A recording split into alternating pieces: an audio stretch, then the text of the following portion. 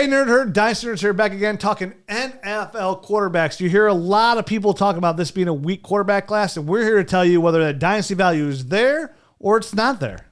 Ooh, you going to be a rider, or are you going to corral some horses? Could be a Ridder. Let's talk about it, Willis. Ready, set, hut, hut. Welcome to the Dynasty Nerds Fantasy Football Podcast, where we discuss dynasty strategy, rankings, and all things NFL. So get ready to geek out on fantasy football with your host, Rich Dotson. And welcome to the Dynasty Nerds Fantasy Football Podcast. I'm your host, Rich Dotson, my fellow nerd, Matt O'Hara. Hey. Brown the Elf.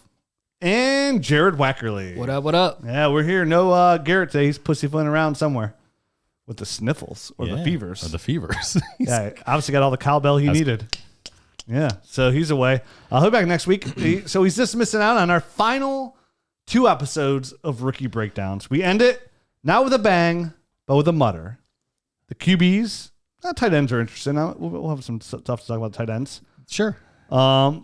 But we're going to hear the QBs on a free show. The Nerd Show will be the tight ends. And then next week, it's 1 week before the NFL draft. Or not even a couple days before the NFL draft, actually. And we're going to do a rookie mock draft. And what else are we doing? I can't wait. I don't remember. Overall rankings, I think, or something along those lines. So we're going through everybody's top 10s and stuff. Yeah, that's what it was. Oh, top yeah. 10s. Tune in next week for our top 10 players. For we don't know.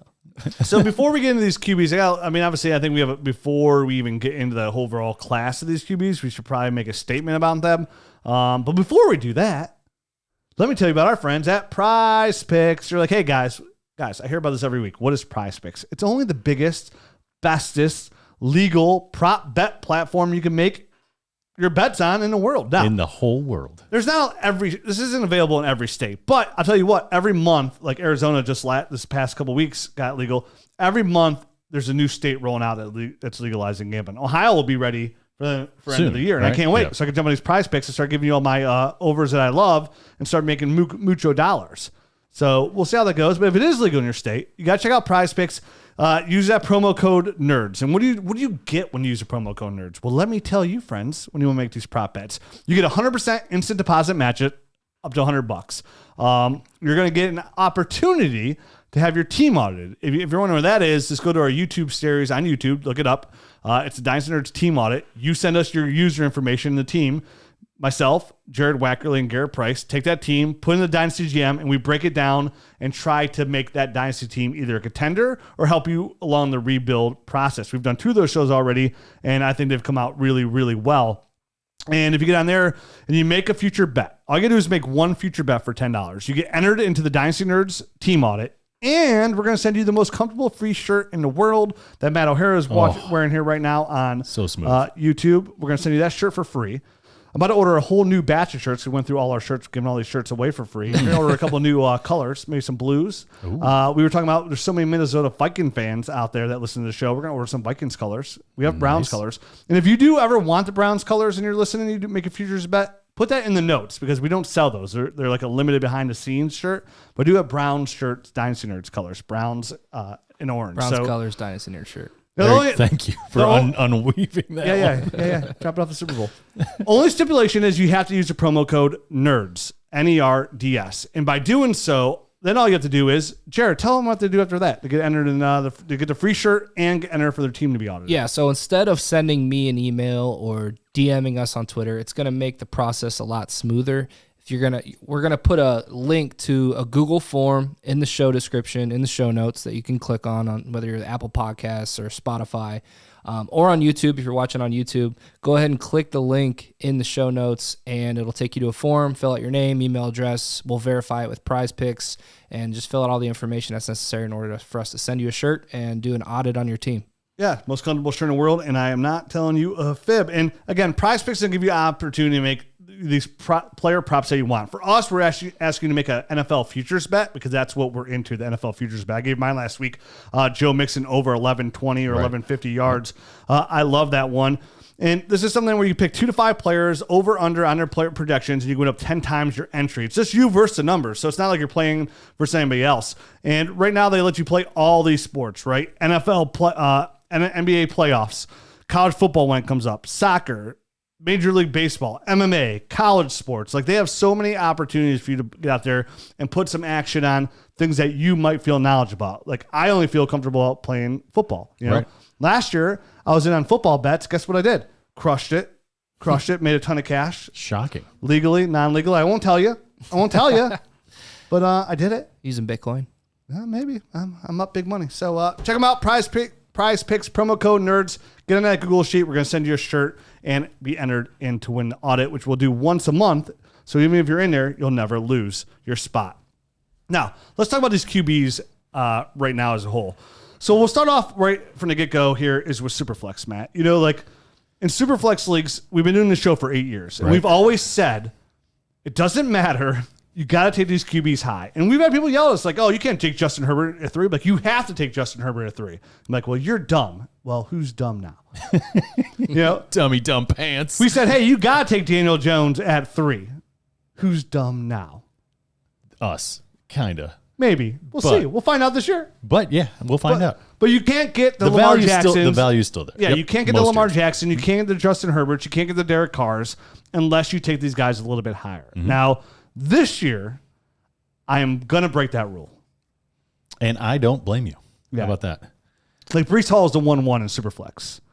Yep. Garrett Wilson's Kenneth Walker and Garrett Wilson probably still the 2 and 3 for Kenneth me. Wilson would be a heck of a prospect. He sounds very nice. He'd and like a probably pleasant go neighbor. number 2 above Kenneth Walker and Wilson. Garrett Sounds like a Wilson. guy who takes care of his yard. Absolutely. I appreciate that. Yep. You know, as a fellow yard taker or pay somebody to take care of their yard, I appreciate that. Never appreciated it until I actually had a good yard. Yeah. I was like, oh, that's some green grass. No, it actually really kicks in. Other people go, hey, your grass looks really nice. You're like, yeah, like, what do you do? I'm like, hey, this guy a check. This guy over here who's really good. Great. Like, sprinkle some fairy dust on it, and boom, abracadabra. Greenery. The legal greenery, that is. That is. This is Ohio. So for this draft class, it's just, we're going to talk about each one individually, but They've all got their warts. How about that? they all have their warts. Now, first round pedigree still holds a factor here, right? Like if a quarterback's taken in the first round, then that's going to give them a little bump. If they get taken in the top 10, Detroit, right? Carolina, Atlanta somehow. If they take a quarterback in the top 10, then that will give these guys a boost as well. Like the bump everybody but Breece Hall, probably, Sure. in my eyes. Yeah. For the risk factor alone, because you know they're going to get an early chance to compete here. And, you know, it all takes is a little bit of an early chance to compete out. Because even guys that suffered last year, Trevor Lawrence, Zach Wilson, the entire class for the most part, except for, Davis Mills looked good. If you still, even though those quarterbacks struggling, and you go try to trade for those quarterbacks right now, good luck in Superflex leagues not paying a premium. Right, absolutely. So these guys, Izzy Alcavas says it best from DTC. Like, these are the most insulated prospects you're going to get as a quarterback. They're the one player that can go out there and fail in year one that don't lose value. Like, you'd always flip those for 23 first down the road. If they're first round quarterbacks. If they're first round quarterbacks. And this year, we just don't know. I mean, the way it looks like in my eyes is that the NFL is really just kind of stagnated into 2023. Like, I think the NFL evaluators know, like, none of these quarterbacks seem like they're locked in premier quarterbacks, and the 23 class has at least 3 really strong prospects. And if they're going to take a quarterback, they're better off taking a proven player, whether it be a wide receiver, offensive lineman, or defensive line, or cornerback this year, and punting until the following year, or grabbing value later in the second round or third round. I mean, I think you can see how the NFL values certain positions when free agency opens, like, because it's basically the combine happens, then free agency happens. And if the NFL doesn't like what they see at the combine, they're going to start spending big at the positions that they kind of see as weaknesses in free agency. And what did we see this year? I mean, we saw huge numbers going out to some of these quarterbacks. They're moving all around, this huge carousel happening. So I think a lot of teams that were in need of quarterbacks stayed within the NFL to get their answer for the most part. And the people that are kind of left holding their hat kind of are the people that are going to end up kind of having to settle for these players, I feel like, a little bit, because none of them, like you said, none of them are high-end guys that you'd be falling all over yourself to trade up and get in a normal, I think, like in last year's draft or the year before his draft even. I mean, Band-Aids, tons of Band-Aids. Yeah. Marcus Mariota in Atlanta, Band-Aid. Geno Smith and Drew Lock in Seattle. Total, yeah. I mean, not even a absolutely. real Band-Aid. Yeah. That's like a piece of like cheap tape and a piece of like a shirt that you ripped off and put on your on there. That's a desert island band right there. So there's not a lot of, and guys that are not going to move like Jimmy Garoppolo. Probably end up staying in San Francisco possibly this year. Baker Mayfield, who 2 years ago was looking like the sky's the limit for the kid, and he can't get traded for because of his money. And so people say, "Oh, it's the money. It's the money." $18 million for a starting quarterback is not that bad. No, it's really not in today's market. I mean, in Carolina, I'm still they're considered the favorite for Baker because they might make that move because they have Sam Darnold, and they're like, "Listen, we'll take one of these guys. If one of them pans out, we're okay. If not, at least it looks like we made an effort." And because they have Christian McCaffrey, J.J. Moore, they're Robbie Anderson, they're a little bit more ready to win. I'm surprised they didn't make a bigger splash because they're on borrowed time. If they don't make it work this year, that whole thing's getting blown up. So that's why I think they end up trading for Baker Mayfield. Yeah. Where Seattle, they know they're like, hey, we'll just punt. You know what I mean? Like if it doesn't work out with these guys, which they know it won't work out, hey, we'll get Bryce Young, we'll get CJ Stroud, we'll make it work. So that being said, for Superflex leagues, it's okay to push these quarterbacks down just a little bit, which will also then at the back end of the first, this might get you in a good opportunity just to like swing for the fences for one of these guys that might give you a good a good chance. Right. Mac Jones last year. Mac Jones last year. And if not, I think no matter what, I don't think the stark difference between these four guys is that different. Where if you pick at 1-1, 1-2, 1-3, if one of these guys is there at 2-1, 2-2, 2-3, it's not like you missed out that much. Like you want to go Breece Hall, Desmond Ridder, not Malik Willis, Tyler Beatty, or right. I mean, Dameon Pierce would be there. You know what I mean? Which is not a terrible player, but you want Breece Hall here. Like, right. Breece Hall is the premium guy. You want to get at least one premium guy because there probably isn't a premium. I wouldn't call any of these guys a premium quarterback, a tier 1 quarterback. I think there are a couple of tier 2 guys, but none of those upper echelon must-have type of quarterbacks. I agree 100%. And actually, let's not even guess anymore. Let's dive in here. Let's figure out who these guys are, what we like about them, what we don't like about them, and look at their dynasty upside and where they might fall. Because remember, we're going to do a rookie mock draft next week with a Superflex mock draft too to kind of really see where these guys fall into place. Obviously, the NFL draft will change up some of these rankings in this class, but we'll see that in about 3 weeks when we do that. Right. So let's jump in first with Malik Willis, quarterback out of Liberty, 6 foot and a half, 219 pounds, will be 23 years old in 3 months coming into the NFL kickoff season. Didn't run or do anything at the combine. Someone who originally signed with Auburn before transferring because he was not the starter there. Someone with a really strong arm, a fantastic rusher, very elusive when he has the football in his hands. I would definitely agree with that. And it's somebody like when you watch him play, he obviously played at Liberty. His wide receivers were just okay. His offensive line were just okay. So he'll be better at the next level. And I totally understand why a lot of teams are intrigued by Malik Willis and why the Dynasty community is intrigued by Malik Willis because he offers what you want of a fantasy football quarterback, right? A really strong arm and really good legs that can go out and get you those yards, which are going to translate to fantasy football points and get the job done. But man, is there not a lot of things to like about Malik Willis too that make him a huge gamble at the next level? Look at this stat from Mike Clay of ESPN. His accuracy, 61%, 12.1% off-target rate, 3.5% interception rate, sacked 11.3% of the time. All of those stats above were the worst or the second worst in this class. I mean, that doesn't surprise me. That kind of lines up with what I saw, I think, on tape as well. Because I think he's able to hit the target that he wants to hit, but he doesn't necessarily hit him on the correct shoulder to kind of let his wide receivers kind of run after the catch. I think that's an area that he needs to improve on pretty greatly. And I also think for being as elusive as he is, there were times when the rush, I think, surprised him and got on him faster than he was, I think, anticipating. And that's when the big issues happen, especially in the NFL. That's when turnovers and stuff happen. He had some of that too early. Yeah, absolutely. So, there is a lot to like there, but there are some warts, I think, that are pretty easy to see on the tape. Yeah, his mechanics all over the place. His touch isn't really that great. He makes some really questionable decisions at times. I saw more than a few head scratchers. Holds onto the ball too long on times. Reads the field slowly at times. There's a lot of things that you see where like this guy needs really good coaching. Like to me, when I was thinking about him, like okay, talking about Malik Willis going top 10, like oh man, he needs to go into a stable situation. Like Carolina's not a stable situation.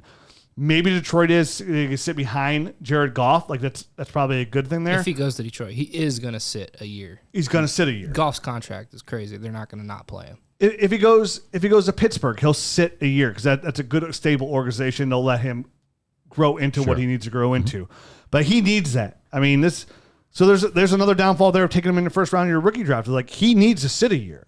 And if he doesn't, I'm paying so close attention to what he's doing at the next level, particularly at rushing. And if he gets that Jalen Hurts bump where Jalen Hurts got a huge bump from his rushing ability, like I'm selling immediately for a 23 first. Like I understand the upside, and you're going to hear a lot of people say, well, we know now that accuracy can be fixed because Josh Allen was fixed. I hate moving to outliers. Josh Allen still has some questionable moments on the big plays, big throws. Like he's still like his huge upside still really comes from his rushing ability.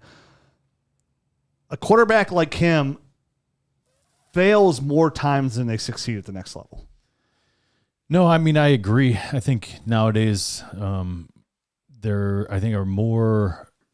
is more accepting of kind of hybrid offenses than they were in the past. I mean, they were very, this is the NFL style of offense, and we're not going to kind of cater to these college quarterbacks at all. But I feel like nowadays they do more of the college stuff. So I think there's an avenue for him to succeed early if he is brought in and kind of makes early progress as far as consistency with his footwork and kind of throwing off a nice solid platform, because I feel like he's pretty solidly accurate when he does that, but it's when he's on the move, he's kind of evading rushers, he's throwing off his back foot or off his just like up on his front foot, like on just his front foot, that he has issues with accuracy. So I mean, stable conditions. Like he needs stable conditions. Like, he really does. So the Ravens, they built around Lamar Jackson. The Bills slowly got Josh Allen where it was with Brian Dable. Like if the Giants took him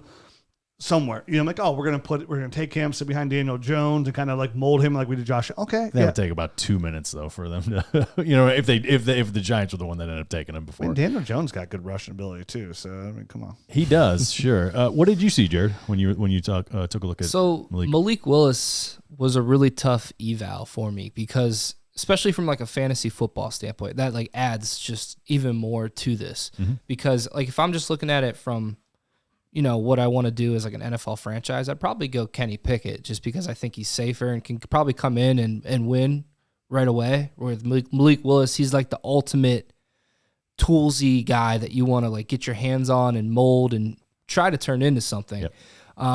So from like a fantasy football standpoint, it's like how much risk are you willing to take? Because whether we say you should take like other guys 1, 2, 3, that's most likely not going to happen in super flex drafts. Like he's probably going to go either 1 or 2.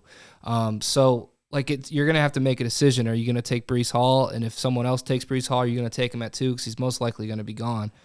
So I mean, from who he is as a player, Malik Willis is special on the ground. We know that. Like he's fast, he's shifty too. And he's well built. Elusive. He's built like a running back. Yeah. You look at him, he is big. So, I mean, he's going to get yards in the NFL. Like, that's how he's going to win early until he starts developing.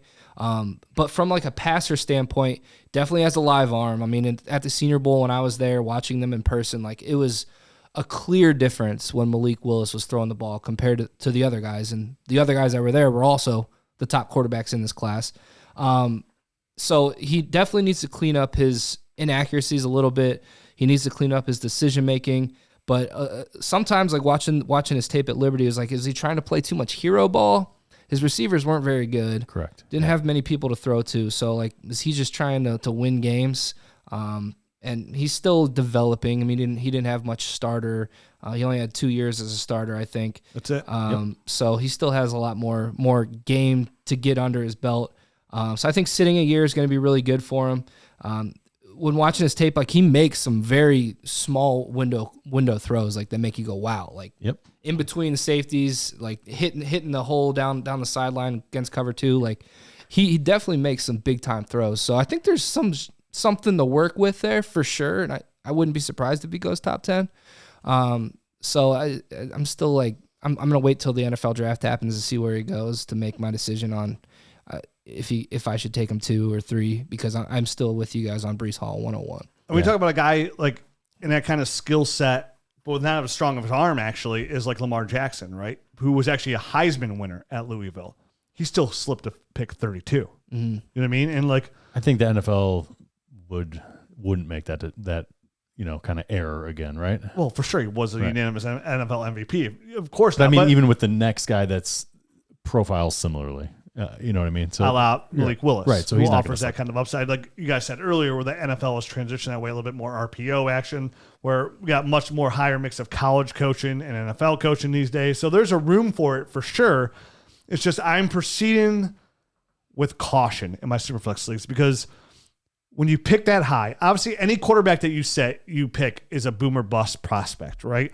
We talk about all the time. Yep. NFL GMs get paid millions and millions of dollars to make this one decision, and they strike out 50% of the time at most. So any podcast analyst, anybody that's talking fantasy football, when it comes to quarterbacks, they're way behind the 8 ball compared to even what NFL scouts are, and they're behind the 8 ball because there's so much more that goes into it besides what you see on the tape. Mm-hmm. So when you pick high and you miss, it really does set your franchise back. Now, you are a little bit insulated with these quarterbacks. It still gives you some trade value, so it's not a complete whiff and strike out on a guy like maybe like Jalen Reagor or something along those lines. At the same time, you got to make sure you're making the best decision. And if you can make a decision where you graft a receiver or a running back and you know your team's going to be pretty bad again next year and you may push those guys in your taxi squad not to make a move, you're going to be in a much better situation to quarterback class next year. Yep, I agree. Saying that. Yep. So let's move on to our next quarterback. Kenny Pickett, quarterback out of Pittsburgh, 6'3", 217 pounds, will be 24 years old in 3 months at kickoff on opening day.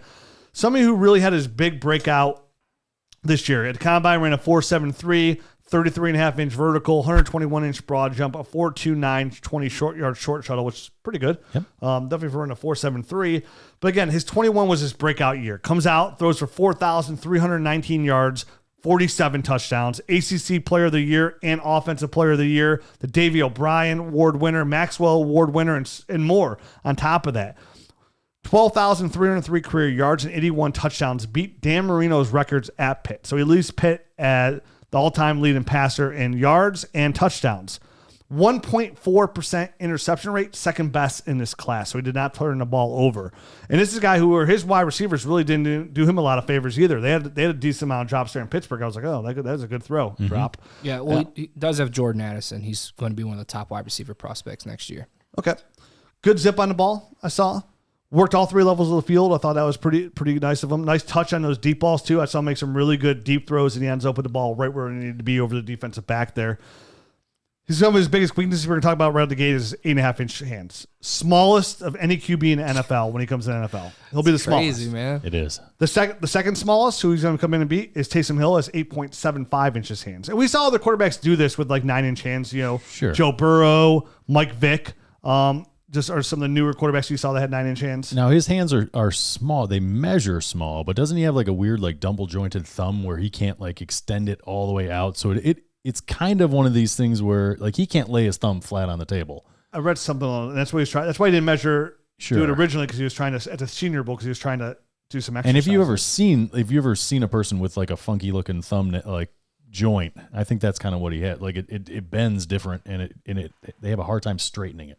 I'll tell you. Yeah. I mean, I didn't see. Now, obviously, the NFL ball is a little bit bigger than college ball, so we have to see that work. But I mean, watching his tape, to go on the negatives, I mean, he left the pocket early at times. I thought he could lead his wide receivers better at times, but I came away pretty happy with Kenny Pickett at quarterback. Like, he's pretty clean. Yeah. There's not a lot to dislike about him. If I'm taking a quarterback at 1-2 or 1-3, I would take Kenny Pickett, I think, as my first quarterback off the board. To be a little bit more safe, insulated. Yeah, you're a little safe. bit more safe. You know what I mean? Like, no matter what, I have a QB2. I have an Andy Dalton in his prime as my backup. A good quarterback 2 can give me to a championship. I'm going to rebuild team. Worst case, if he's a starter and he plays well, I could easily trade him down in the road in the future. Like, and I don't have to wait on a guy like Malik Willis to maybe possibly develop. And that's what you're going to be kind of weighing, I think, with these two prospects, because Kenny Pickett comes in and he's much more ready. You know what I mean? To just kind of hit the ground running in the NFL. But maybe he's never hits the QB1 radar. He might be one of these guys that takes 5 or 6 years. He kind of sits down there at the QB 16, 17, and then maybe 5 or 6 years down the road, he's one of these guys that kind of creeps up, a la, Kirk Cousins, where he's down there right at the bottom of the QB1, 9 through 12, but never really busts up and is like a superstar. And that's kind of where I see him long term as far as fantasy goes, because there's nothing that he does poorly necessarily that he needs to like work on and vastly improve on, but there's nothing where you're like, oh my gosh, this guy's the next coming of, you know what I mean? Like, so he's very much a safe prospect in my eyes. And it's not to say that he doesn't put up good stats, because 42 touchdowns against only 7 interceptions. Really I think the potential might be there, but I just think it's going to be one of these guys that he middles in that QB2, which is good for fantasy, especially in Superflex. It's not like a bad pick if you're fantastic. If you're picking him and you have a QB2 and you have a QB2 for the next 10 years, that's a good pick. That's a home run pick. If you have a quarterback for the next 10 years on your roster, and he's quarterback 16 for between 16 and 18 for the next 10 years, that's a home run pick for 10 years, a decade on your team. So that's why Kenny Pickett to me seems like now obviously Malik Willis offers that QB1 upside, and Malik Willis, I love your Kirk Cousins comp, because that makes it seem like that's a natural progression for him, where eventually like, oh, these other guys are old, but there's Kenny Pickett still getting a little bit better. And now he's got Justin Jefferson and Allen Thielen to throw to, so he's a quarterback 11. That's dynasty gold. You know what I mean? Like, so for a super flex league, I'd much rather put my water in that bucket. It seems like there's way less holes than in Malik Willis bucket, where I'm walking much more quicker to quench my thirst. So I like that analogy. So to me, I'm with you. Like when I watch Kenny Pickett, I feel like he seems safe to me, like as a prospect. And again, from a quarterback, that's not saying a lot, but he seems the safest. Now I know, going back from earlier conversations, Jared, you liked Kenny Pickett a while ago. Like he was one of your guys.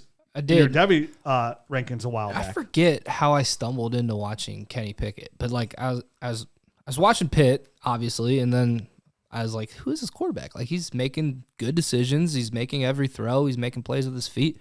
So I just kept watching more and more, and I was like, this kid's pretty good, even though he didn't put up like a ton of numbers. And I remember Thor Nystrom put out a tweet going into the 2020 COVID year, the weird year. He's like, who's going to be this year's Joe Burrow? And I was like, Kenny Pickett, I was like the only guy that said Kenny Pickett. And then obviously it happened 2 years later, but he kind of had that kind of rise.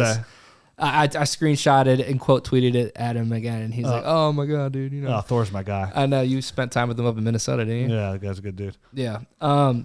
Anyway, yeah. I like Kenny Pickett. I thought he had a lot of, he just played quarterback the way you're supposed to play it. Like he makes good decisions. He's going to throw the ball away when he needs to. And when you watch his tape, like the thing I really liked is this is his second year. This past year was his second year in that offense with Mark Whipple. They ran like a pro style spread offense. And when he came to the line of scrimmage, he had command. Like he was asked to make decisions, change protections and possibly hot route a guy. Sure. So those are the things you like to see, because that means that he understands the offense. The coaching staff trusts him to make those decisions. I think he's a little underrated as a scrambler and a runner. He kind of reminds me, like, I'm going to make a comp here, but it's not like career comp or talent comp. Like it's kind of like Aaron Rodgers is when he scrambles. When he decides to run, yeah. College had to actually change a rule because he did the fake slide. You guys remember that? Of course, yeah. Yeah, he like fake slid and the safety held up and then he just kept going for a touchdown. Yeah, so they had to change the rule on that. So I think he can make plays with his feet. He can make every throw. I knew that his hand size was going to be an issue. So during the year, they were playing in an overtime game, I think versus North Carolina, in like a rainstorm. And I was like, well, here you go for when you guys are talking about his hand size in April. Like here's him playing in Pittsburgh and in bad conditions with small hands and playing fine. So I don't think it's really going to be an issue, honestly. Well, remember Joe Burrow put a tweet after the combine. I was like, well, looks like my career was a good one. Yeah. Might as well just retire now because my hands are too small. Yeah. He ended up just doing just fine. If he lands with Pittsburgh Steelers, dude, I think that's a home run for them. I think he lands with Carolina. That's a good pick for them, honestly. Well, they might get Baker. I would trade for Baker personally over Kenny Pickett. I think Baker's still I would too. That's I would just too. me. So where do you have Kenny Pickett, Jared, so far, like in over your overall quarterback ranks? QB2.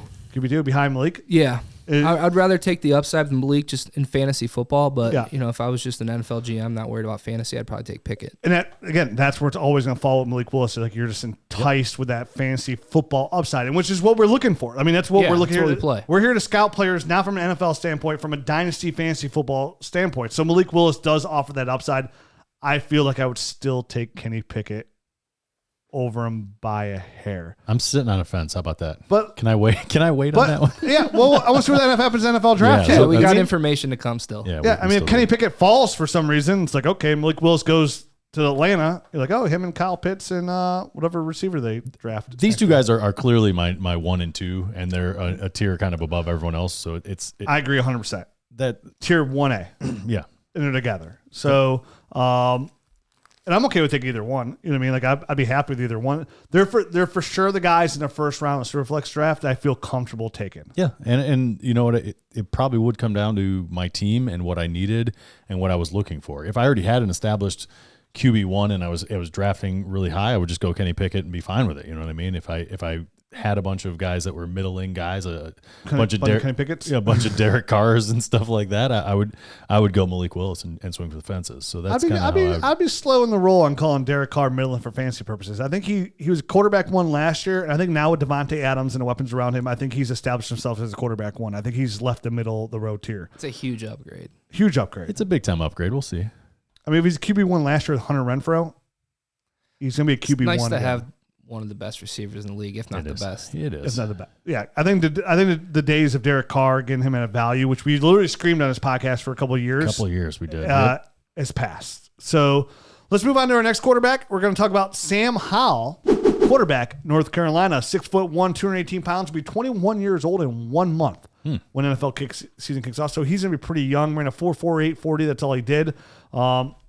This is something, if you remember, Sam Howell out of North Carolina was considered Say one a of the- 4.48 40. Yeah, I was like, what? Oh, no, I'm sorry. I copy pasted all my. I was like, wait a second. And that was one I left in there. He didn't run the 40. He didn't run a 40, I'm sorry. as far that's as why I the knew. rest are, Yeah. That's why the rest are blank. I forgot to delete that It's one. like, wait, what did I miss? When I go Porter had through- 800 yards rushing. When I go through my notes, I copy paste a name in bold letters. Sure. And then it just says combine results with all the broad vertical, and I leave them blank. It just so I have kept the quarterback ones with 1 to 4.48. Do I it with changed your it to nose 1. again. So, It's all good. I just wanted to make sure that he You're did right. not He actually did not run a 4.48 4.48. and I missed it.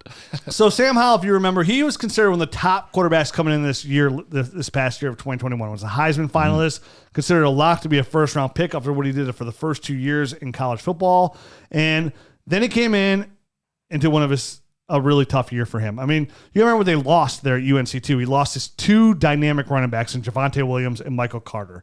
He lost 2 of his best receivers in Diami Brown and Daz Newsome. So this is somebody that he lost. They Lost a lot of weapons. 60% to of the all his NFL. passing Yep. yards. I mean, we're out the window for him out the gate.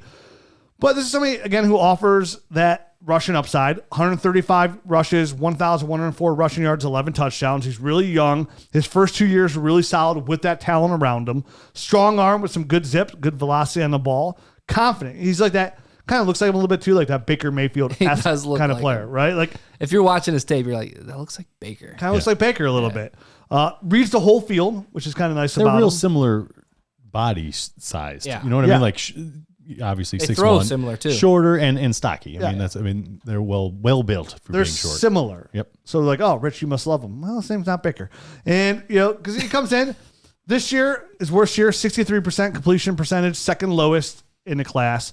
He had a 12.7% off-target rate, which was the worst in the class. I got that from Mike Clay.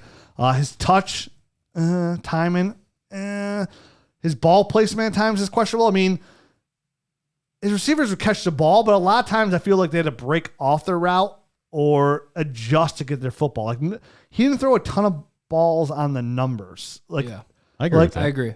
everything was like not like a uncatchable pass, but it didn't seem like He can it was hit where it needed The to be. player, similar to what I already said about Malik Willis, he could hit the right player. He was in the right zip code, but it wasn't. You know what I mean? Like it wasn't going to the right address. How about that? I mean, it was. It's a good analogy. So, My neighbor's got my package again. darn it. And as far as his rushing ability, I feel like a lot of it was design runs. Like they didn't have a lot going on in that offense. He would take off pretty quickly. I was looking for positives here. I know, and he pinballed his way through some of those. Dude, it's crazy, right? He doesn't go down. He's gonna get killed in the NFL though if he tries to do that. So I mean, him getting 828 yards this past year is nice for his college, because I think that was the only way that they were going to be kind of in games and stuff like that, because there wasn't a lot of stuff around him. But there's no way he can operate like that in the NFL. No. There's no way that he's going to have like a bunch of fantasy upside due to his rushing or anything. Look what like happened to Baker. Right. It literally cost him. He went from getting ready to sign a big contract to week 2 versus the Cardinals, hurts his shoulder, tears his labrum because he tried to make a tackle or let him just make a play, and it literally cost him a huge indentation into his career. Yeah, I think he's definitely a better athlete than Baker was as far as scrambling goes. Yeah, no, I do think he's better than Baker, but he makes plays with his feet. I'd be surprised if he was the guy that got more than like 200 yards rushing in the NFL in any given season. How about that? I actually think Kenny Pickett's a better scrambler than Sam Howell. So do I. I agree. Yeah, so do I, for sure. He moves better.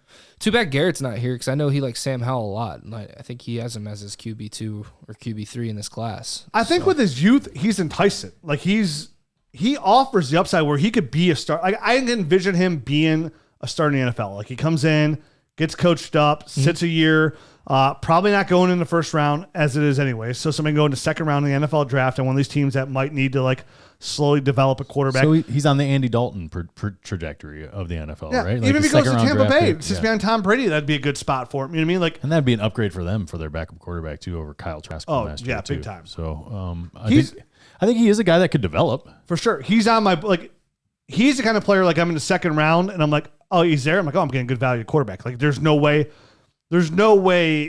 that when I pick in the second round, depending on the quarterbacks in order, if he's on the board, he's getting by me. What if he goes in the fourth round and he's just in backup land? Well, then that's different. Yeah. I don't think he will though. I think he at being 21 years old when it kicks off, and with what he did for the first two years of his season, I think there's enough there on tape that NFL team will be intrigued by him that he'll go in the second round. I don't think he's a third round pick. I think he's a second round pick. I think he's second round too. What about the argument that he's just gotten worse every single year statistically? I mean, I don't think he's gotten. He hasn't got. That's not worth. I mean, that's not true. I mean, from year 1 to year 2, he had 3,056 yards to 3,586, and a 62% completion percentage to 68%. His completion percentage went up, but I mean, they lost a lot of weapons. Touchdowns went down. Their offensive line was much worse this year compared to the previous year. I mean, much worse. I think it's definitely worth stating. Okay. When you watch that tape, I just wanted to, because if somebody looks at this, that's what they're going to see. I mean, that's what I mean, just using my eyeballs, that's what I see on the stats. Yeah, I think he tends to hold on to the ball a little too long, but he definitely has some good tools to work with. I agree. I think his ball placement's a little off, but he throws a good deep ball. He produced as a true freshman. I mean, that's tough to come by. That is. And he was a big part in turning that North Carolina program around. So I'm not totally out on Sam Howell. I could still even see him going late first round too. All this said, I think he's going to end up being. He's battling for my third or fourth spot. Yeah, he's my QB 3 or 4. Yep. Gotcha. So he's like second round. It's an easy pick for me. Yeah. Like, and depending where he goes, possibly at the back end of the first, if he's in the right situation. Like if he ends up on the Saints in the second round, back up Jameis, and it's like, okay, there he's going to be for the second year.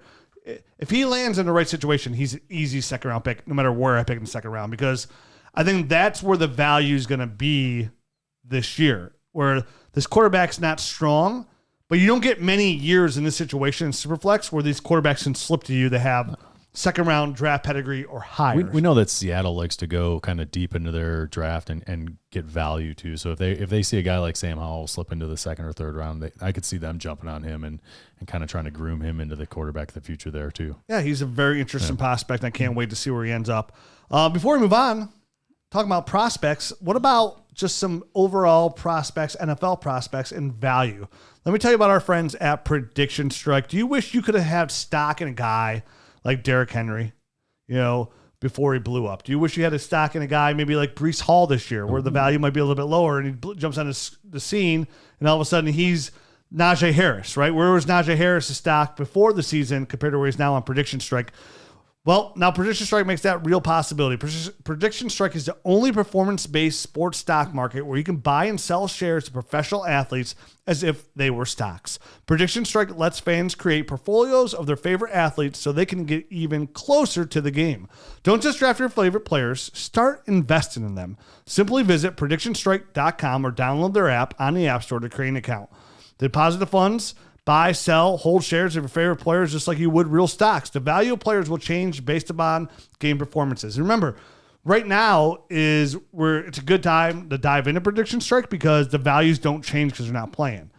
But then when the season kicks off, it's where you start to make money. And as Dynasty players, we found that Prediction Strike really benefits you. That's where you can make a little bit of money because you can find a good value by putting all this time in the off season. It dovetails perfect with Dynasty. It does. And right now, you use the promo code Dynasty, and you're going to receive a free share with your first deposit of $20 or more. The promo code is Dynasty, and you're going to get a free player to invest in.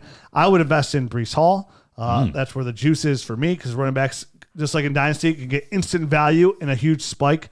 I'm going Zamir White because he's probably lower on everyone's board. He's probably cheaper. It's pretty good. Damian Michael Carter's Pierce. a good investment. Okay. Damian Pierce is a really good investment, like him in the back end of the first this year. So check him out, PredictionStrike.com, promo code Dynasty. Moving on to our next quarterback, Matt Corral, QB, Ole Miss, 6'2", 212 pounds, will be 23 years old in 7 months at kickoff. Ran no 40 time. Almost said 4.48 again. He ran a 4.48. No, didn't beat it combine. Now, we mentioned Kenny Pickett's 1.4% interception rate as the second best, 1.3% for Matt Corral. Best interception rate in this class. Throws a real nice spiral, like a real nice tight football. Real strong arm, which looked really good.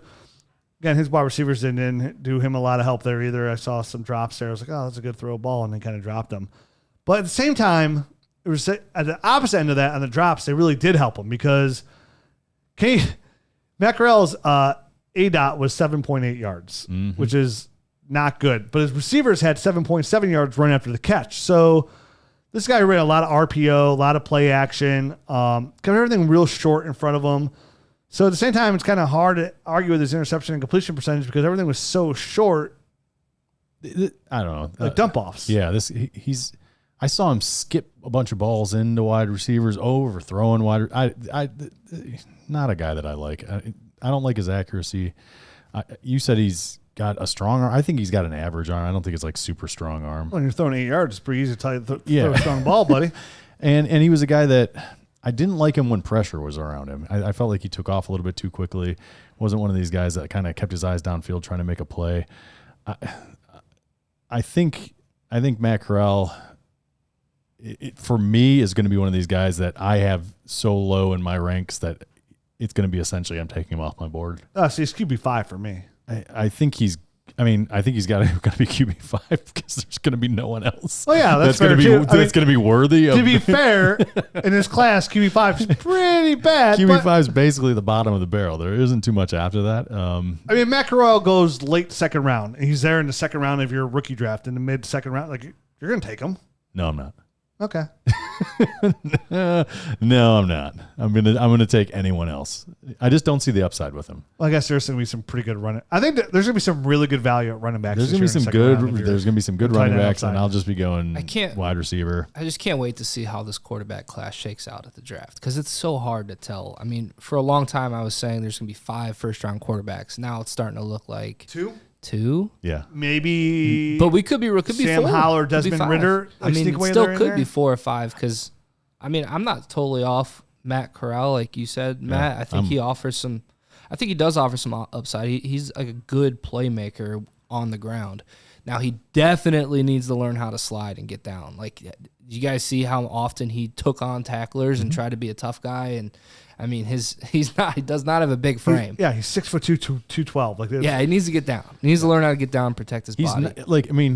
He's a couple inches taller than Sam Howell, but he's not nearly as stocky. Like you see the guy, he's just he's very thin looking. Yeah, but I think he has good arm talent. He's a guy that can make like off-platform throws, like you see with Mahomes and Zach Wilson. Like he can make those type of throws. He definitely comes from like a manufactured offense system where you're reading one side of the field. So that's Lane Kiffin. So it's like, am I going to this side or am I going to this side based on what the defense is showing? Yeah, it's a really friendly scheme fit offense. Everything was short. It'll be interesting to see how he translates. I didn't see a whole lot that I was like, that's going to work in the NFL, and I feel good about this. I don't know. He's one of these guys that I'm really off of about that. I just thought he was okay. Like I didn't see enough to go like, oh, he's again, because everything was so designed for him friendly. You're like, oh, okay. There's not a lot to like jump up and joy about, but like what he was asked to do, he did okay. Did he ever throw in a tight window that you felt like, man, that's an NFL throw, and like did a really good job of it? Yeah, he made a couple throws. So. Yeah, I thought so. And I watched a lot of Corral. Yeah, maybe I haven't seen enough of him to really have nailed that down yet. I mean, there's enough I saw. I was like, dude, he throws a really nice tight spiral. So I saw him like get a couple balls in there, like real nice and tight. From a tools standpoint, I think he has a lot to work with, but I also think like I just don't know with him. Like I don't know because of the system he comes from, and this is the biggest mystery of the quarterbacks is like he might have been limited by the system he played in, and maybe like he has the tools to take another step forward in the NFL. Sure, and that's what I'm saying. I'll let the NFL tell me what to do with Matt Corral. If Matt Corral goes in the third round, right, then like okay, then I'm good. If he goes in the mid-second round of NFL draft, then I'm taking him in the second round of my rookie draft because there might be something there, and I don't want to miss out on any starting quarterback where there's only 32 of them. In a Superflex league, you're starting 2, that's 24. That means there's 4 teams in your league. 4 teams that only have 2 starting quarterbacks. That's it. And if you have 3 or somehow you get 4, there's even less teams. So it's just about supply and demand. Yeah. I want to have somewhat of a slice. And I don't care how bad that slice is, because even if Drew Lock starts this year for Seattle with Tyler Lockett and DK Metcalf and Will Disley and Noah Fant, like he offers some value because even the worst quarterback's going to score way more points than your wide receiver 3 or your low-end running back 2. You know what I mean? There's still value there no matter how bad the quarterback is if he's the starting quarterback. So let me revise my other statement because I do have a note on here that kind of I think clarifies exactly how I feel. And it's if I'm going to keep an eye on where he goes. If it is somebody that has a track record of developing quarterbacks, I'm not completely out on him. So I do want to kind of revise my I'm completely out kind of statement. If he goes somewhere and that has a track record of developing QBs, then I might be in on him. But who for you would be like a track record like that has a need? Would Pittsburgh Steelers? Steelers? I mean, that's like the one that comes to mind where I'd be like, all right, they have a pretty good track record as far as developing these guys. I feel like that would be one of those situations where it would perk up my attention and say, okay, they must be seeing something in him that they can either coach up or fix or something that they see long-term success here in his future. I mean, but I can't think of like a ton of other ones. That's easy point. I mean, if Seattle took him, there's an opportunity there. They took him in the second round. That's a clear path to opportunity. So that would equal one.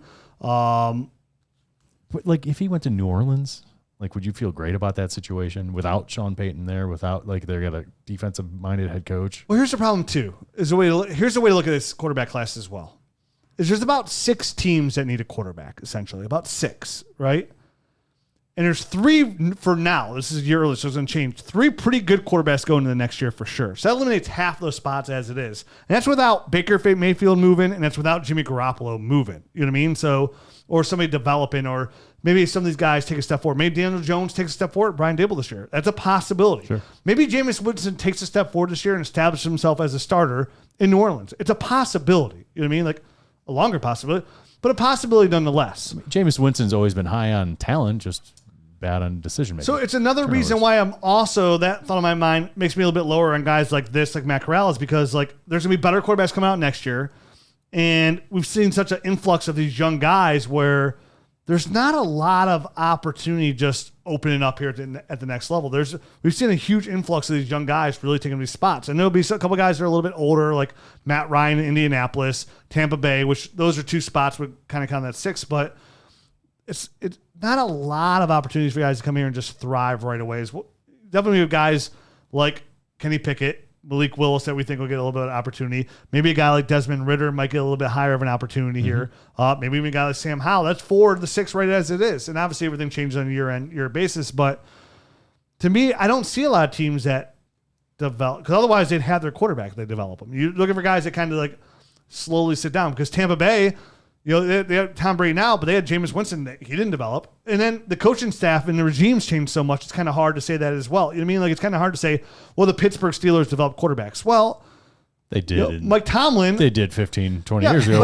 I know. Big Ben game. But Mike Tomlin walked into it. Before that, we were dealing with Tommy Maddox. A slew of bad quarterbacks before. They didn't have anybody before Drew. It was Terry Bradshaw. Sure. In the 80s, before they got Kendall Stewart or Cordell Stewart. Cordell. You know what I mean? Like, Kendall. who was an okay fantasy quarterback. So it's also not fair to say, who these guys could develop quarterbacks when it's constantly regime changes as well. Because now you say, Buffalo develops quarterbacks. Well, it's Brian Daboll that developed Josh Allen, and now he's the head coach in New York. So does that change anything now? So Matt Corral goes to New York?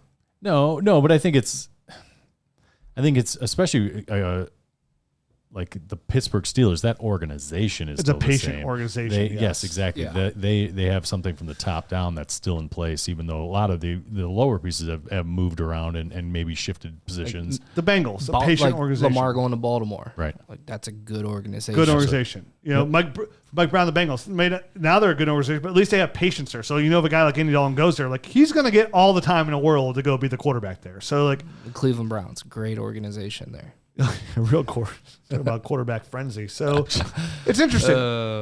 So to me, it doesn't matter where he goes. Going back to Matt Corral, is if he goes somewhere in the second round and there's a path for opportunity, because again, if I get in the second round of my rookie draft and a starting spot opens, almost like Davis Mills this year. Like, if you go try and offer somebody a second round pick for Davis Mills in the Superflex leagues, I'm like, no, he's a starter. He looked okay last year. Right. He was a starter in Houston. I'd rather just sit with him if you're not offering me a first. Remember, we just completely just took a dump on his chest there on the podcast. The one we were like, Davis Mills is not even worth talking about. No, we said he was worth. Like, we said his pedigree was worth a gamble on. As I say, during the rookie breakdown, I feel like he was the one guy that we all kind of said, hey, not this guy rookie might. breakdowns. It was during the year. Oh, okay, all right. It was like his first few starts. No, when we broke him down in his rookie breakdown, we said this guy at least has a pedigree and Garrett liked talent. Him.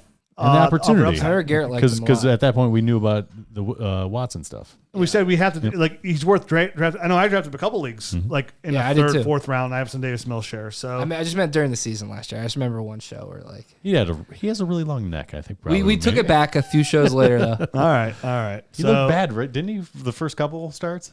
Wasn't it something weird that he looked terrible? Yeah. All right. They look good. Yep. So Matt Corral, for me and Jared at least, second round guy if he gets it in the right spot. It has to be a second round pick though to reach that. Any quarterback that goes in the third round, their third round picks at best for me in my rookie draft. Fair? That's fair. No, that's fair. But him going to New Orleans or something like that in the second round with their nightmare situation with their cap and all that, like, that's a bad situation to go into. But look how much it's opportunity. They've already, it's opportunity, man. It's opportunity. They've already for a guy that I feel like has. Stop talking about New Orleans before the guy tweets at me every day about saying how good their cap space is. Remember that guy? No, did somebody tweet about that? Oh, you don't go to Twitter. Oh, every day. Oh gosh, asked me to recant my statement. I was like, dude, okay, sorry. They did it, and they did, but they got under the cap. To be fair, he was right. They did everything they were supposed to do. They could sign Watson, so he was right. Good so job. we made a bad statement. Good job, man. Let's move on to the next quarterback. Desmond Ridder, quarterback out of Cincinnati, 6'3", 211 pounds, will be 23 years old in 0 months when NFL season kicks off. Ran a 4.52, 36-inch vertical, 127-inch broad jump, 7.15 cone, and a 4.29 20-yard short shuttle. This is a man who has legs. And this is a man. Got around switched it up, man. Did you hear that? Wow. This is a man. Well, he's going to be 23. I can't believe this is a guy. This is a man. His career, 409 rushes, 2,822 yards, and 28 touchdowns. This is a guy who led all QBs at the combine in the 40, the broad jump, and the vertical. Yeah. Runs well, but to me, he is a pocket passer. Like, I know he doesn't have the wiggle to be a runner in the next. I would just say he's a dual threat. He's more of a pocket passer than a dual threat. I don't think he plays to his time speed. How about that? I saw him get caught an awful lot from behind. He's not shifty. No, yeah. So it's. I do agree that I think his I think best attribute is not his rushing, even though you would think due to these times, like you would think he's a rusher first and then he's a quarterback. It's an second. ability that he has in his back pocket that will offer you enough yard. Like you said before, I don't mention this, Matt Corral, whatever it was, getting Sam Howell getting 200 yards rushing. Like he's somebody to get 400 yards rushing in a year. I would say he's as good as Russell Wilson is scrambling. All right, that's fair. I can live with that. I think that's kind of how he is. I mean, Russell Wilson's not overly fast, but he's going to go get yards. Good enough. Okay. I think Russell's a little bit, no, I don't want to say more athletic because I don't think he is, but I don't know. Some maybe a little bit more quick twitch or something. Okay. I don't know. Well, and this guy, Go ahead. he uses his eyes well. He has good footwork. Just an overall, like for college quarterback was pretty solid. There's some things like, there's a lot of things. My brother-in-law and sister-in-law went to Cincinnati. I have a lot of friends that went to Cincinnati. So I've watched a lot of Cincinnati games, definitely last year. Completion percentage, 65%. His accuracy is okay. I think his accuracy inconsistent. is inconsistent. Very inconsistent. His arm strength, not very strong. Doesn't put a lot of zip on the ball. Thought he could have like led his receivers a little bit better. Has that like bigger wind up too, which kind of like I think he needs to tighten that up a little bit. His arm. Yeah. I agree. The one thing I think I forgot to put in the Malik Willis thing was his quick release. That dude has a very fast compact. It's a ball out. Compact fast release. Desmond Ridder does not. So. He winds it up a little bit. Yep. You know, him and who's the other guy that did that as well? It's in my notes. But somebody like, to me, Desmond Ridder, I watch him, I'm like, this guy could be a really good backup quarterback at the next level. Like a good backup. But then I'm like, well, he does have some upside where he could be a starter at the next level. I think let me let the NFL teams decide, because I would take him ahead of Matt Corral. So he's my quarterback 3-4. Me too. You know, right around there. It's him and Howell for me, kind of Especially that for up. fantasy. Yeah, for fantasy football wise, because you don't need to throw the ball deep. Like it's such a overused. I think he can statistic. throw the ball. Yeah, I deep. think he's got a decent deep ball. I thought it was just okay. Yeah, I mean, I thought he did a good job hitting Alec Pierce down the field. That dude's a monster though. Well, I guess that's so are NFL receivers. I thought he was just okay. I thought his arm strength was just okay to me. Like there's nothing. Yeah, it's not Malik Willis. I mean, it's not like a. No, it's not the strongest. I don't think. But sometimes you saw that I don't ball think it's the flutter a weakest. little bit, and you're like, oh my, that might not hold up think the next level. The number one thing with Desmond Ridder is like his like character, and he's a winner. I mean, he clearly is a winner. He turned that Cincinnati program around, and they just win games. And he's getting a ton of buzz about how teams are falling in love with him. General managers are just falling in love with him. So I think he's just like this locker room, like clear, charismatic leader that you want as a quarterback, locker room guy. He's going to put the time in, but then he's just kind of like Jalen Hurts on the field. Like Jalen Hurts is a better scrambler, I think, but like from an accuracy standpoint, he's kind of in that mold. So he's gonna win you games, but he's also not gonna be able. He's probably not gonna be able to like win you games though either. Like he's not gonna be able to bring you from behind. Mm-hmm. But that's kind of how I see Ridder. I'm gonna let the draft play out. I feel like he's like when he's throwing like in a rhythm, he can be accurate, but it's kind of sometimes he gets off of that. Takes a couple too many hitches, kind of gets flushed out or something. Like he just has. I feel like it's footwork oriented issues with his accuracy. So if somebody gets a hold of him, I think he can get straightened out. I do like his tools, and I think he might end up being my number 3 guy just because he offers more upside. I feel like than the Sam Howell, who I think is I think he just has a limited ceiling. And Matt Corral, I just obviously broke down and don't think he's got a very high ceiling unless everything falls correctly for him. Where Desmond Ridder, I think if he just kind of straightens out this one thing. And we've seen it before. I think he does have some nice tools. I think he does a good job when the rush is on, kind of navigating the pocket, which some of these guys get. He does move in the pocket pretty well. It's like his footwork in the pocket's pretty good. Some of these guys can't do it, and then they just freak out and start running. But I think he does a good job keeping his eyes downfield and kind of navigating in the pocket. So there's things that he does that I like, that I see like, hey, that I see on Sundays. Very athletic. So that if he's coming off as this glowing guy off the field as well, and like a very team first in, last out type of guy, it says to me that he's willing to put in the work, and if he gets good coaching, maybe he can improve in some of these areas, and kind of tighten up his accuracy a bit with some good solid footwork type of stuff. So Desmond Ridder probably is going to end up being my third guy. Sneaks in the first round NFL draft. He's a first round rookie pick. And I think I think we go back a little bit here. It's safe to say about any of these quarterbacks. If they go in the first round of the NFL draft, they're first round rookie picks. They should be. I mean, in Superflex for sure. And we don't know exactly where. Only in Superflex. Only in Superflex. Somewhere. Yep. But yeah, only in one QB. These guys can all kick rocks. Yeah. They're third round. It's important picks. to put things in terms of Superflex because Superflex is different, and then for one QB, you just take the quarterbacks out and just bump everybody a little bit. Yeah. Absolutely. Like you take Desmond Ridder in a one QB league in the fourth round of your rookie draft. Yeah. Compared to the first round if he's a first round. And I know Garrett likes Desmond Ridder a lot too, and he has for a while. So I don't dislike Desmond Ridder. Like I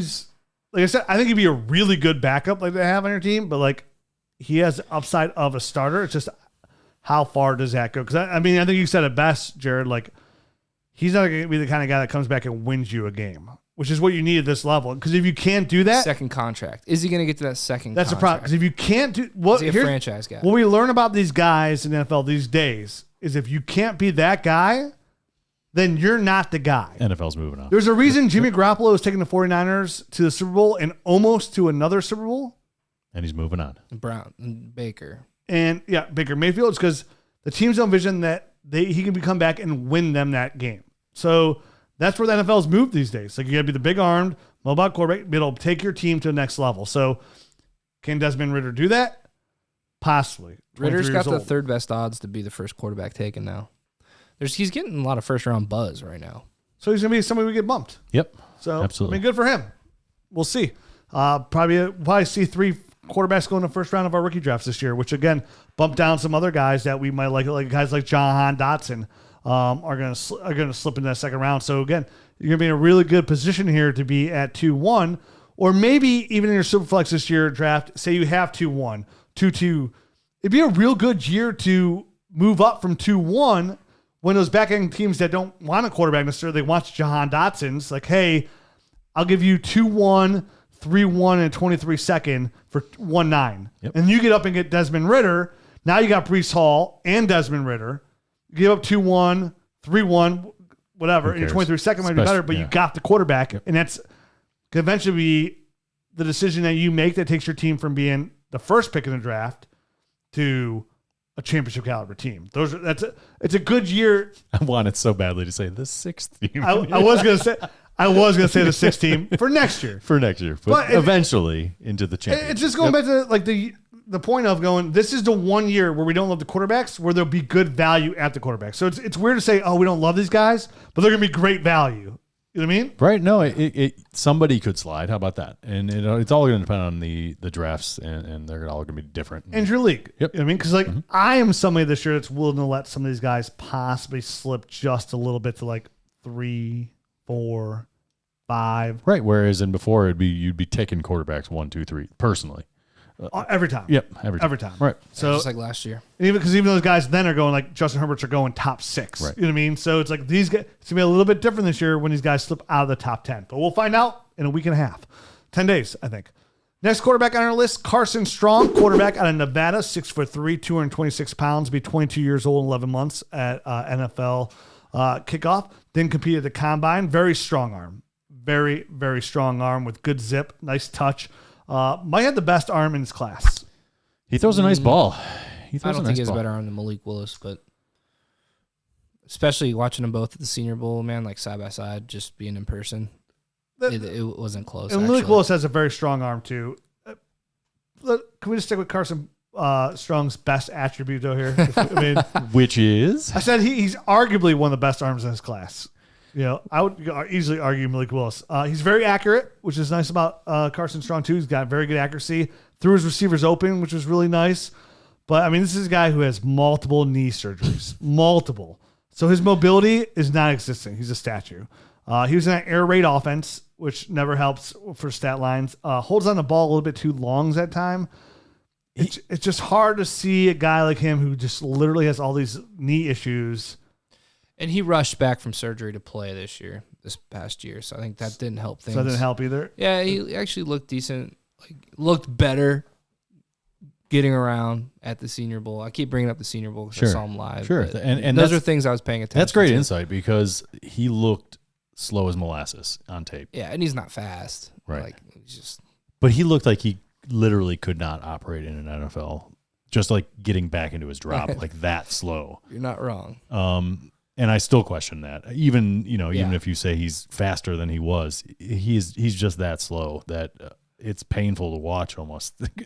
Like that's not going to be the way he wins. He's going to be winning, operating offense, getting the ball out quick. And there's plenty of quarterbacks that Tom Brady is not a fast quarterback. He's never going to rush for Matt anything. Ryan. But he moves. He can move laterally. He can move up in the pocket. Even Mac Jones last year, he can move in the pocket a little bit. Carson Strong just can't move. Like, can't move. Dude looks like he's got ankle weights on or something. So it's very, or he's running in sand, or he's running in sand with ankle weights on.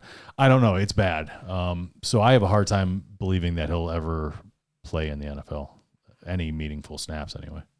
I think his arm's good enough to play in the NFL. I do too. I think he makes some tight window throws. I definitely he has a very impressive arm. And I think he operates the offense pretty well too. I mean, he's another guy that you can tell, like, he goes up to the line of scrimmage and he's telling guys what they need to do, changing things and hitting the right guy, making the right reads. From like a pocket passer standpoint, I think he has the potential to be a better player than like Sam Howell, honestly. I think that he does a lot of good things. I'm not sure he can get over this one hump. Okay. And it's his speed. And I hope it's what Jared said for the football season. He came back to early from the year injury. He was a little bit slow on that foot, a little hesitant. If that's the case, and he is actually in real life faster than what I saw on tape, or he is now more recovered than he was when he was playing, too early on his knees, then that's great because he does offer some upside. And he has a hell of an arm. Man. Yeah, he really does because he does a lot. I like everything else that he does. It's just I can't picture somebody that slow being in an NFL game. I just can't. Especially in fantasy football, like when we want guys to at least have some sort of rushing floor or something. And you're comparing to guys that do. I just want him to be able to not get killed on every single play. And that's how I'm not being funny. Like, I really do think that's a worry if he's going to be that slow. Yeah. Okay. So you're petrified by his statuesque-ness. Yes. Okay. I like his arm a lot. If I don't know if he goes to some sort of situation where he has some sort of avenue to playing time, and I can see him in this year's Davis Mills in the preseason or something like that. Hey, I'll eat my words. Because I think he's got arm talent. I just he looked so slow. It's hard to say. Let's see what the NFL draft tells us about Carson Strong, and then finally, let's see what the NFL draft tells us about Bailey Zappe. QB out of Western Kentucky, 6'5", 215 pounds, will be 23 years old, 8 months, ran a 4.88 40. 30-inch vertical, 109-inch broad jump. 3 cone, 7.19. Dude, you okay? Yeah, I am now. All right. 20-yard shuttle, 4.4. Played his first 3 years at Houston Baptist.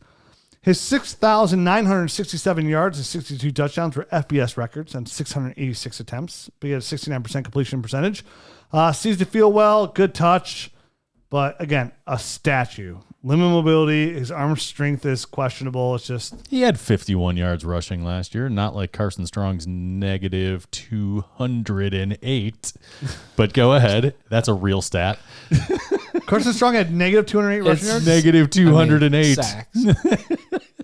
Negative 208? Negative 208 for Carson Strong. I didn't know that. I didn't even look at that stat. Yeah, it's terrible. Go That's ahead. a good stat. Go back to I thought you were telling a joke, but Bailey Zappe. No, that's an actual stat. I forgot to mention. Well, if you think it. that's funny, try and imagine Bailey Zappe as your starting quarterback in your dynasty team. No, this guy's, obviously he'll throw the ball all over the place. That's kind of his thing. Who's that dude from Hawaii that threw for 1,000,000 yards? Oh, gosh. Who 15 was that? years ago? Brennan. Colt Brennan. Colt Brennan. I think he passed away. Seriously? Yeah. R.I.P. R.I.P. Colt Brennan. Remember the upside about him? He threw the ball a lot. I don't remember the upside. That's about it. Okay. The upside. All right. Same thing about Bailey here. That's the upside. He threw the ball a lot. Could he be the next Gardner Minshew? Could he be the next? He's a game manager, not a good arm. There you go. Good passer. I mean, Case Keenum Hey, was better. the floor, Turd Case Ferguson, Keenum was better. I like that hesitation too. upside, Case Keenum. That's Yep, it Case Keenum was better. for the Nerd Herd Show. The regular show, I mean. We're going to jump to the Nerd Herd Show for our last rookie breakdown. Remember, if you want to get the Nerd Herd Show and all our Dynasty tools, use the promo code ROOKIE for DynastyNerds.com. You get 50% off all our tools, our bonus podcast, our Dynasty Nerds film room to watch these rookies and start getting ready for next year. Everything we have to offer, 15% off, promo code ROOKIE. It's a podcast-only special and for the YouTube listeners. And don't forget, get a free shirt and a chance to get your team audited. Back next week, finally, ranking. Whoo. No G. Ranking Ranking. these rookies. Can't wait. Little R&R. Adios.